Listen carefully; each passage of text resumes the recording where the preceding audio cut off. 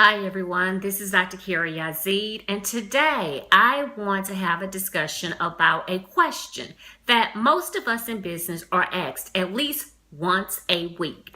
And that question is, can I pick your brain? Not sure about you guys, but when I hear the can I pick your brain question, it usually makes me just like I get goosebumps. It feels like, I kind of do a little shiver. Because normally when someone is saying, can I pick your brain?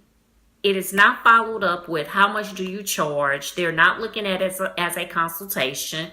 They are looking at this as you providing a free service to them, or you just being this really nice person. And so they're gonna take up your time, and they're gonna ask you not one question, not two questions. They're probably gonna ask you a ton of questions.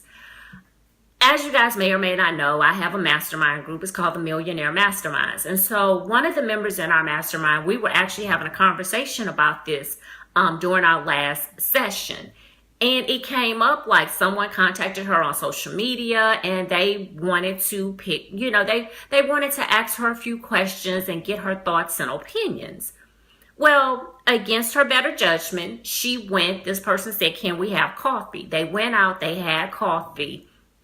Well, to her dismay, the can I pick your brain lasted an hour and a half. When they were finished, the person didn't even want to buy her cup of coffee, so my group member had to actually purchase her own cup of coffee for giving this person an hour and a half of her time answering questions that didn't have anything to do with why the person had contacted her in the first place. And so a lot of times we are really caught, some of us, especially in the beginning as entrepreneurs, as business owners, we get caught up in the giving back and serving. And I do agree that serving is a big part of what we do. Giving back is also a big part of what we do as well. But you also have to realize that your time is valuable.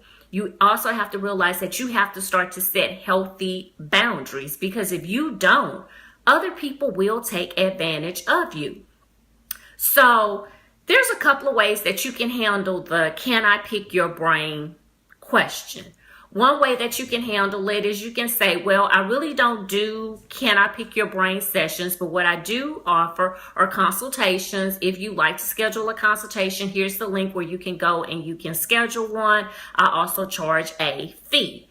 Again, you dispel the myth that this is going to be, you can sit down and ask me random questions.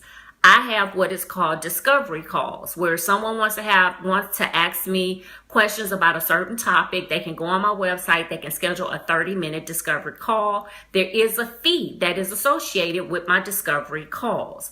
Also, with the discovery call, I have several questions that you have to answer before the system even allows you to schedule your session. The reason that I do that is because when we get on the phone, we only have a limited amount of time. My discovery calls are only 30 minutes. So with me giving you 30 minutes, I need to come in, hit the ground running, address the questions that you need to have answered, and then ask, do you have any questions? 20 minutes in, I need to start wrapping up your discovery call because that's all the time that I have. My other time is allotted to clients who are paying bigger fees to work with me for a longer period of time. That is not me being inconsiderate. That is not me being insensitive. That is not me being immoral. That is me being a good business owner who has control over her time, who knows her worth. Again, as females, I see us giving away so much, or we leave so much money on the table trying to be nice, and because people try and give us like these guilt trips. And so we fall into it. We all fall into it. And so again, have a system in place and stand firm in whatever your answer is going to be.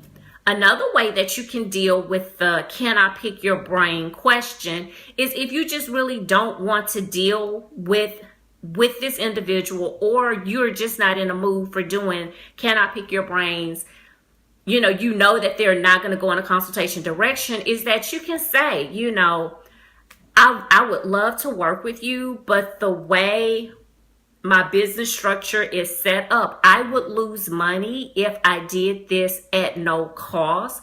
So unfortunately, I'm going to have to pass. But in the future, if you'd like to schedule a consultation, so again, refer them back to your website, refer them to where they can get the information. Another thing that you guys can do is when people say they want to pick your brain and you don't want to seem insensitive, is that if you've addressed this question, maybe in a video, maybe you have a freebie on your website that you give this information away, maybe you can say, follow me on Instagram. I share valuable tips. I've covered this topic before. Again, redirect them. Don't just kind of leave them hanging. Give them an alternative. Give them another resource where they can go and get the information from. But I think the bigger point that I'm trying to make is don't feel guilty for telling people no when it comes to them wanting to pick your brain and they want to pick your brain at no cost to them. Because again, that 15 minutes, that 30 minutes, or in the case of my group member, that hour and a half could have been time that you designated to or allotted to a client who would actually pay for your time and your service and your valuable information. So always remember that the knowledge that you have is valuable and that it is worth something to the right person.